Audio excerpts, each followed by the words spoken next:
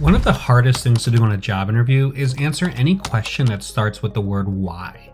The word why naturally puts us on the defensive. Whenever anyone asks why you did something, it feels like an accusation.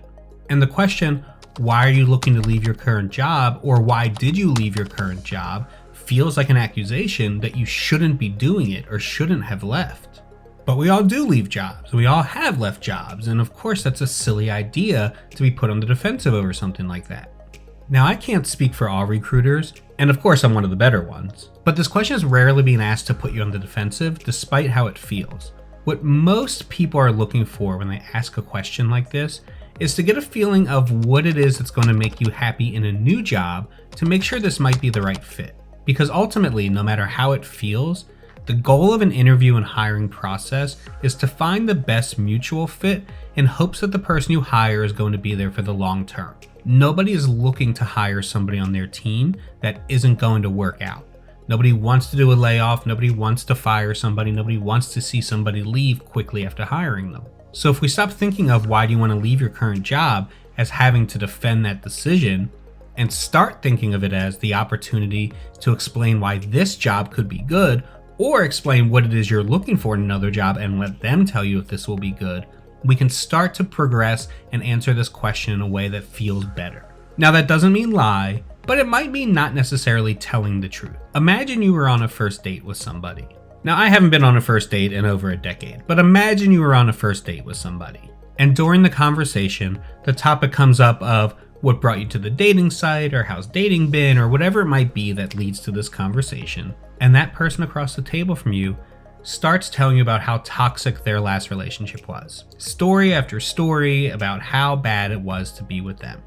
Now they might be right. They might be telling the truth. That ex might be terrible. But you don't know that ex.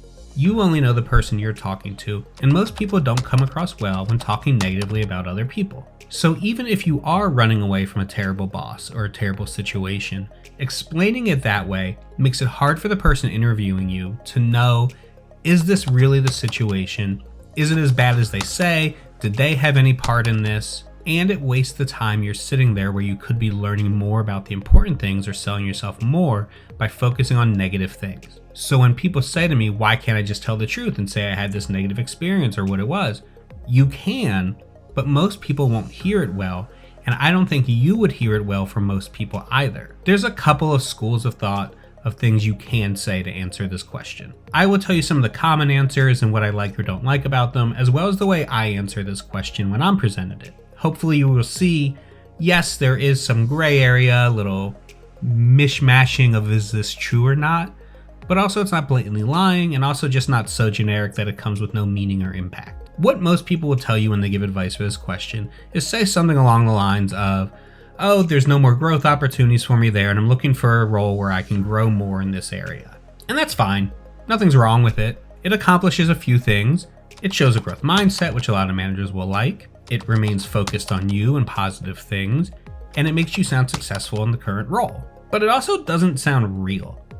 I can tell you as somebody who's interviewed thousands of people in my career that I hear that all of the time.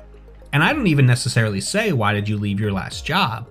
But even in just talking about what's going to make somebody happy, that will always be what they say. Just the opportunity to grow and learn more. And I feel like it doesn't really mean anything coming from most people unless you can get super specific on why. The answer I like to give is something way more focused on this specific opportunity that also puts you at a bit of a higher status as somebody who's passively looking for the right role, not just looking to take any job. Because managers are not just looking to hire somebody who's going to take any job, because they do want to believe, like I said, that this person is going to be a good fit for the long term. So I say take advantage of the fact that they don't really know anything about you or your history or what you've been doing before this interview, what you're going to do after this interview, and give them an answer about how we are just focusing on this role right now. Here is what I'm looking for. Is this something you can provide? Honestly, I'm not necessarily looking to leave my current job. Things aren't bad where I am right now. However, I was made aware of this role, and I looked into it and it looked really exciting to me and a potential great step for my career that would be silly for me to ignore.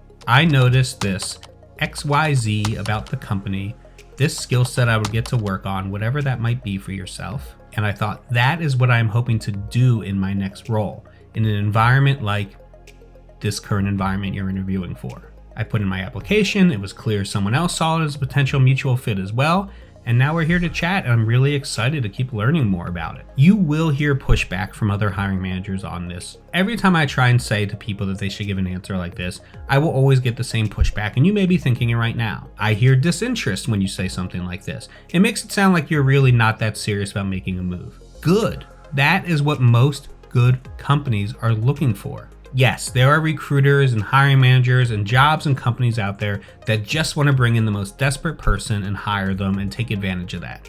But that's not the kind of role that you're looking for, hopefully. A good recruiter, a good manager, a good company knows that sometimes you have to pursue the best candidates. You have to chase them a little bit. They might be a little bit harder to get. When I present myself like that, if I am someone the company is interested in, they're going to try to get me. They're going to realize the salary is going to be a factor. They're going to realize that they have to convince me a bit that those things I'm looking for I can accomplish and do here. And they're going to take notice of me a little bit more.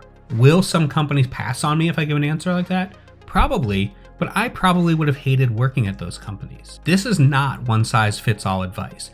And I tend to make advice videos for people who are looking for that great career move, not necessarily just the first job they can get.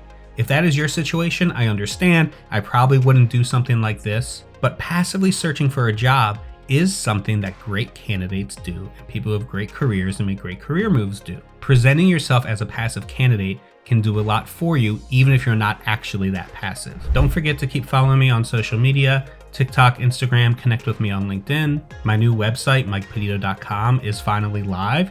It'll be linked down in the comments.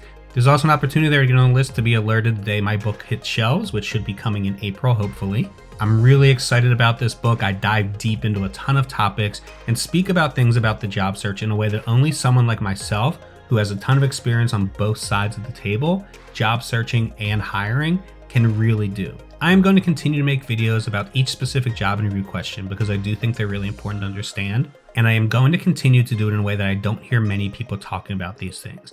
If you find it helpful, remember to subscribe and follow and share this with other people who may as well, and let me know down in the comments what questions you'd like to see me talk about next.